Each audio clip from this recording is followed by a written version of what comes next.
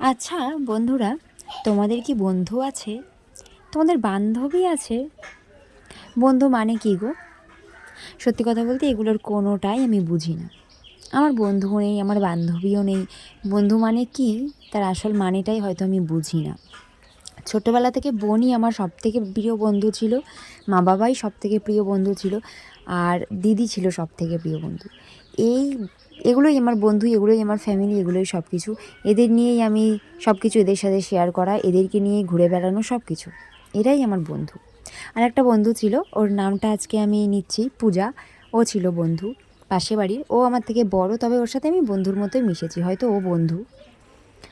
এখন যেমন মোবাইলে আমি দেখি বন্ধুদের যেরকম চরিত্র হয়, আমার ওরকম বন্ধু কিছু ছিল না, এখনও নেই।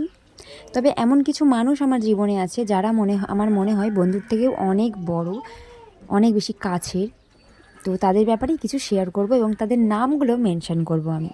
তো চলো বন্ধুরা, পুরো ভিডিওটা দেখতে থাকো, সাথে থাকো। আশা করছি তোমরা সবাই অনেক ভালো আছো, সুস্থ আছো, বিন্দাস আছো। তোমাদের আশীর্বাদে আমিও ভালো আছি, আমার সকলে পরিবারের সদস্যরা ভালো আছে। তো বড়দের প্রণাম, ছোটদের ভালোবাসা জানিয়ে নতুন একটা ব্লগ শুরু করতে চলেছি।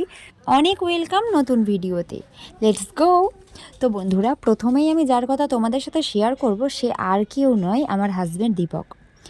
ওকে বন্ধু বলবে না হাজব্যান্ড বলবে, সেটা তোমরা কমেন্ট করে জানিও যে দীপক আমার বন্ধু না হাজব্যান্ড। দীপকের উপরে কোনো জিনিস নিয়ে আমার রাগ হলে আমি প্রচণ্ড রিয়্যাক্ট করি।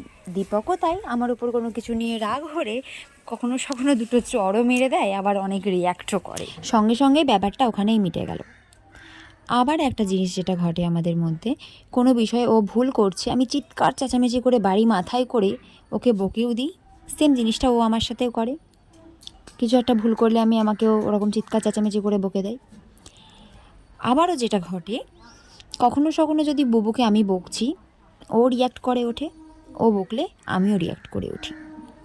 কোনো বিষয় নিয়ে আমাদের মধ্যে এরকম নেই যে আমার কোনো ব্যাপারে আমি কোনো কাজ করতে চলেছি, সেটা আমি ওর পারমিশন নিয়ে করব, সেটা কোনো ব্যাপার নেই।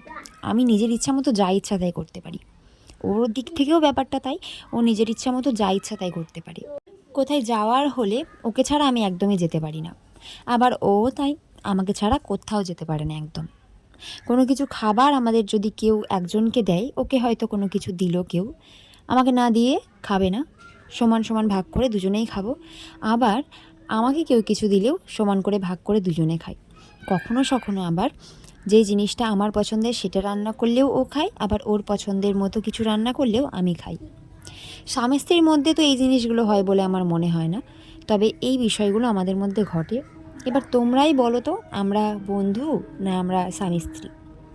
আমার মনে হয় বন্ধু। আমাদের যে কেউ দেখে মনে হয় বন্ধুই।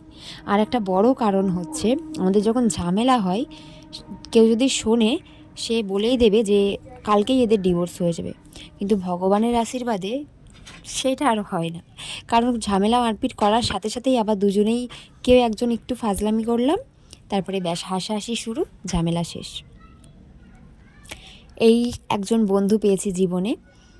হয়তো বাকি বন্ধুরা থাকলে দীপকের সাথে এভাবে আমি মিশতে পারতাম না। বন্ধু নেই বলেই দীপকের সাথে এভাবে মিশতে পারি, কারণ জীবনে একটা বন্ধু থাকা খুব প্রয়োজন। ভগবানকে অনেক অনেক ধন্যবাদ জানাই এরকম একটা মানুষকে আমার কাছে দেওয়ার জন্য। আর দীপককে তো ধন্যবাদ দেবো না, আমি খুব লাকি বলে এরকম একটা মানুষকে আমি পেয়েছি। আরও দু একটা মানুষের কথা বলি। আমার বাবা, আমার মা, এনারাও আমার অনেক অনেক প্রিয় বন্ধু। আমার মার সাথে আমার বাবার সাথেও আমি অনেক কিছু শেয়ার করি, পুরো বন্ধুর মতো মিশি। মা বাবাও তাই। মা বাবার ভুল হলে আমি বকাঝকা করি, আমার ভুল হলে তো বাবা মা করেই, যেটা আর সবার মধ্যে হয়তো হয় না। থ্যাংক ইউ সো মাচ ভগবানকে, যে এমন সুন্দর একটা বাবা মা আমার কপালে এসেছে। তার জন্যও আমি লাকি যে এত ভালো বাবা মা পেয়েছি। আর বোন তো আছেই। তো ফ্যামিলি মেম্বাররা তো এরকম হবেই।